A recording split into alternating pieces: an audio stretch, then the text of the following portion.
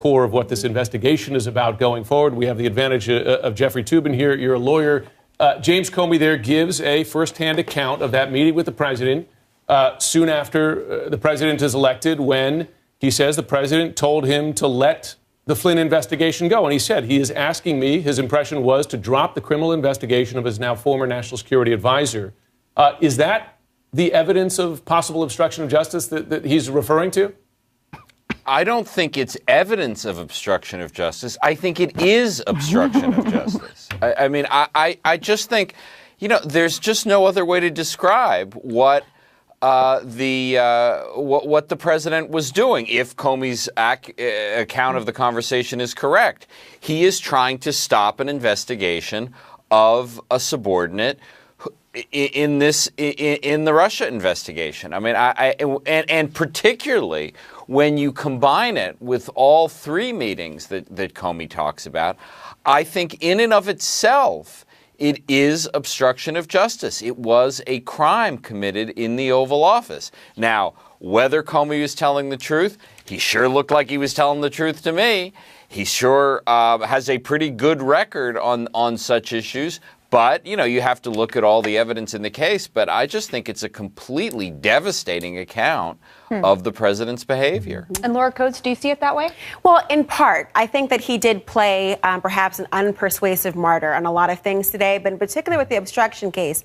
See, James Comey is in a very interesting position because for most of us, we've been following the entire last year and a half and using other pieces of perhaps evidence of obstruction or other things. But for many reasons here, Comey's firing is the beginning of the obstruction inquiry. And for that reason, he can't really fully tell people whether or not everything that conspired between himself and Donald Trump was in fact evidence of it. And remember, when we're talking about obstruction, I'm a former federal prosecutor. That was never the end game for me. If I had an obstruction case, that was but a part of my underlying investigation. It would be akin to having an armed robbery and all of a sudden just charging someone with speeding away from the crime. It wouldn't be satisfying anyone in the public. And so it is evidence in part of that, but it's not the end game for Mueller if that is his entire probe. It would be quite ironic and odd if that was the end game for him. It's just not. But is it circumstantial evidence? In part. Jason Miller, let's give you a chance to respond.